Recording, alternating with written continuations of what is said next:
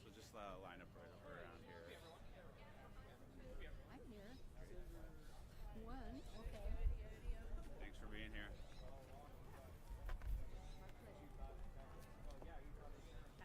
Awesome. You have an extra one. Hey, your brother. Oh, yes, please. Which one do you want? Because they took mine.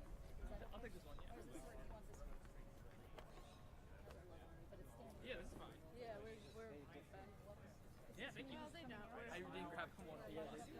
Yeah, Looking good. Come a little trying to tighter. squish us in. So Come in Move up closer. maybe like one step. Move up. All right, there. Yes, thanks for being here. Oh, okay. She's from the Center for Media Hi. Justice. How How are you? Nice to meet you. Pleasure. Hi, everyone. Thanks for being here today. Thank you. Oh, yeah. Thank you all so The much. mic's hot, so you know, like, Oh, Anthony's back there. I saw you at Glide when you were presenting this news. oh, great. Thank you. Hey, buddy. How are you? Oh, good Thank to you see for being here. Oh, my pleasure. This is Thank great. you. Great bill. How are you? Thanks for being here. Good.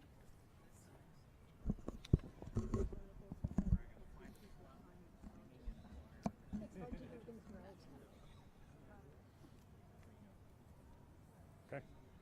Ready? Okay. Good morning and welcome to the state capitol. I want to thank all of our amazing advocates who are here to support Senate Bill 822, which is on the Senate floor this week, and which will protect net neutrality in the state of California and ensure that California consumers, businesses, advocates, labor unions, that everyone in this state is able to access the internet and to ensure that our internet service providers are doing what they're supposed to do, to be an on-ramp and an off-ramp for the internet without picking winners and losers. I have to say, and I want to first of all thank my great colleague from Napa, Senator Bill Dodd, a co-author of the bill, for being here today. I know that Assemblymember David Chu was planning to be here today, and he is unable to, but Justin True from his office is here. Thank you, Assemblyman Chu. I have to say, I wish that we weren't here today. I wish that we did not need to move Senate Bill 822 forward. Ideally, and I think we all agree, this would be handled at the national level. Ideally, we would have one federal, uniform, strong standard for net neutrality to protect all Americans. But tragically, after decades of work leading up to 2015, when the Obama administration, FCC, adopted strong net neutrality policies, after all that work, we thought we had finally gotten to a really good place to protect an open internet. And then Donald Trump comes into office and his FCC promptly wipes it all away. And the Trump FCC didn't just go back to pre-2015, they wiped everything away. As of June 11th of this year, there will be essentially no federal net neutrality protections. There will be almost nothing to stop the internet service providers from blocking and throttling websites that they don't like, from having fast lanes and slow lanes depending on how much you can pay, so that if a big company can pay a lot of money and if a small startup company can't pay much money, then the big company gets faster internet speeds. There will be nothing to stop internet service providers from engaging in the practice called zero rating, which has been banned in the European Union and which the Obama FCC was starting to enforce against, a practice where they say, hey, if you use my product, it doesn't count against your data cap. If you use my competitor's product, it counts against your data cap. We are going to see real problems because we know that contrary to what some of the opponents are saying, net neutrality violations are real. There is a long history of telecom and cable companies blocking, slowing, throttling websites and services, and that is not good for our democracy. It is not good for our economy. It's not good for our healthcare system. The internet is at the heart of 21st century life. We depend on it often in ways that we don't even realize. We get so used to the internet being a part of everything. And we need to make sure that we're protecting the internet in California. I wish that the federal government would step in and just do its job, but the federal government is not doing that. And so we need to step in for California, just like other states are stepping in to protect their residents and their businesses access to the internet. So we have the bill pending on the Senate floor this week. This is going to be a huge fight. The telecom and cable companies are they're putting their all into defeating this bill. And we will need to continue to have the amazing coalition that has come together around this bill to move it forward. A coalition ranging from Tom Wheeler, President Obama's FCC chairman, who wrote the 2015 net neutrality protections. He is supporting this bill and vouching for it. To our Attorney General, Javier Becerra, who is strongly supporting the bill. To small startup businesses, both brick and mortar, mom and pop small businesses, to small technology companies who are concerned that they're going to get stomped out of business by the big guys without net neutrality. A huge coalition of advocacy organizations advocating for consumers, advocating for civil liberties, advocating for low-income and marginalized communities. This is a great coalition, and I'm proud of what we've been able to do today. I now want to ask my colleague, Senator Dodd, to make a few remarks. Thank you very much. At a time when special interests in D.C. are turning their backs on consumers, Californians must step up and take the leadership role to protect our business while ensuring economic opportunity for small businesses. That's why I'm partnering in this legislation to restore net neutrality, guaranteeing a free and open internet for all users and ensuring broadband providers and other companies cannot take advantage of consumers. SB 822 offers the most comprehensive state-level protection in the nation. It prohibits blocking or throttling internet traffic and will stop so-called zero rating. And we just heard what that was. And I really applaud Senator Wiener for stepping up to the plate when this needed to be addressed, when he saw that there was a serious need in our country and in our state, and bringing up this bill. It's my hope that other states will do exactly the same thing, follow our example, and use every tool at their disposal to fight for it. Because clearly we can no longer rely on Washington, D.C. to put our consumers' interests first. I'd also like to take this opportunity to thank all the grassroots advocates that are here today on behalf of this important initiative. Thank you very much, Senator. Okay, next I'd like to ask up, again, this is our amazing broad coalition, Ernesto Falcon from the Electronic Frontier Foundation.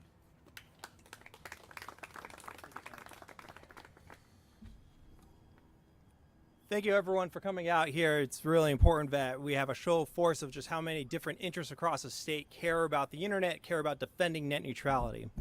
A little over a year ago, the FCC embarked on this journey to repeal net neutrality on behalf of essentially three companies, AT&T, Comcast, and Verizon. By doing so, they forgot something very fundamental about the internet.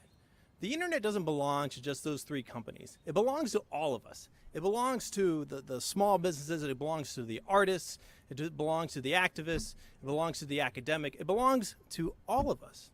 And that's why net neutrality is supported right now, last poll, 86% of the American public support net neutrality.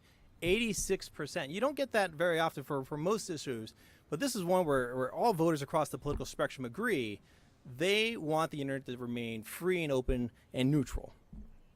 That's why behind me we have small businesses, we have artists, we have civil rights activists, we have small ISPs, we have every walk of life that's part of the internet ecosystem here in Sacramento to ask their senators to vote for SB 822.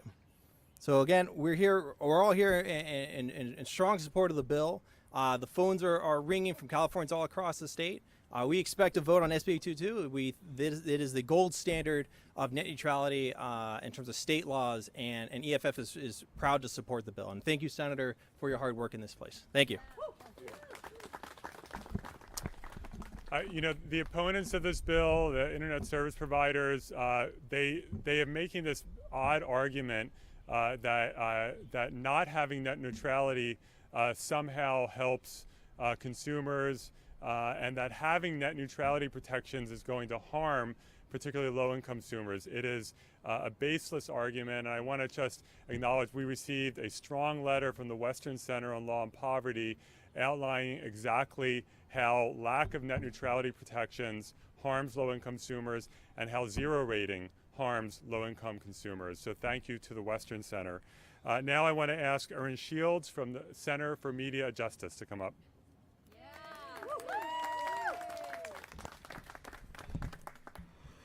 Hi, everyone. My name is Erin Shields. I'm a national field organizer for internet rights at the Center for Media Justice. The Center for Media Justice is a national organizing and advocacy hub fighting for the communication and technology rights of poor people and people of color here in California and across the country. Today, we're here representing millions of Californians who couldn't be here because they're working, they have family issues that they have to take care of, whatever it may be, who are accessing the internet to gain additional income, to finish their homework, to communicate with healthcare providers, and to organize to build power and demand justice for their communities. Every day, the open internet connects billions of people and ideas. For communities of color and people living on low incomes, those often misrepresented by mainstream media, the internet is often the only place for us to speak for ourselves. This is not just a fight between corporations. This is a fight to preserve our digital civil rights, and Black people and communities of color know what's at stake. When I think about net neutrality, I think about the student using the internet to learn and grow, families keeping touch across borders and oceans, and communities demanding justice for people like Stephon Clark. We cannot afford a net that is censored, one that it requires exorbitant prices for us to connect, or one that slows our ability to share our truth about our communities. For the past 10 years, the Center for Media Justice has been proud to fight side by side with poor people, disabled communities, rural communities, and communities of color for a net that is free and open and a communication infrastructure that serves everyone, not just the corporate elite. That is why we're here today urging lawmakers to protect net neutrality, protect our digital civil rights, and to pass SB 822. Thank you so much.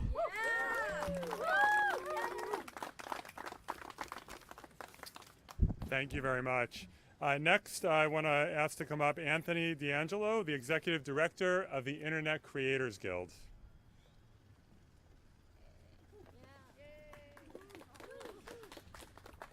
Hi there. So the Internet Creators Guild is sort of the first attempt at collective action for folks who make work online. That's podcasters, YouTube video makers, artists of all different kinds. If they draw, if they sing, there's a wide breadth of folks who are making really amazing work online, and folks who are doing this professionally at this point. So $5.9 billion back in 2016, that's the number of dollars that the internet creators made. That industry didn't exist 10, 15 years ago. For some perspective, the domestic box office totals for American film sales was $11.4 billion that same year, meaning that we're basically half the size of Hollywood in that sense. So these are folks who you can't always find in traditional media on TV or on the radio. These are folks who are the definition of innovation and entrepreneurialism and creativity. And so the ICG is here to speak on behalf of those people. Net neutrality is an essential rule that we need to have to allow these folks to grow their businesses, to be creative, to practice their craft. It's absolutely vital. If a telecom company decides, we're going to slow down one service or another service, if we're going to use zero rating practices, right? They're limiting our audience's access to us and our access to our audiences. That is a huge, huge problem. This is an existential threat to a craft, to an industry that has developed over the past 10 years. That needs to exist. So I thank senators for their support. This is a really important bill. Thank you so much. Bye-bye. And then our final speaker today is Corey Friedman, the Political Director of Writers Guild West. Oh, hi. Hi, thank you, Senator Wiener, for your leadership on this bill. The Writers Guild of America West represents more than 10,000 writers of feature films, television series, and online programming. And we're vocal advocates for an open internet, which is why we strongly support SB 822. For writers, the open internet has brought new competition to the media marketplace and really revolutionized content. Net neutrality protections have allowed online video to grow. It's created new buyers for content that writers create and more jobs across the entertainment industry. And because of its lower barriers to entry, the open internet has fostered groundbreaking programs and given many young writers their career start. The trend towards more inclusive programming and diverse storytelling can only continue if the internet remains free and open. And without strong, enforceable net neutrality protections like those in SB 822, ISPs will have the power to decide what content reaches consumers, and the landscape will radically change for the worse. That's why we need SB 822. Thanks. Thank you, and that was not our final speaker. Our actual final speaker, we have a very, very strong labor coalition supporting Senate Bill 822 and supporting net neutrality. We know that for working people, the ability to organize relies a lot on the internet. And there was actually a situation where an internet service provider in Canada blocked the website that its workers were using to unionize. So this matters. So I want to thank the Teamsters and Unite Here and UFCW, SEIU, United Auto Workers, and other labor unions for endorsing this bill. And with us today, we have from the California Labor Federation, which has endorsed the bill, Mitch Steiger.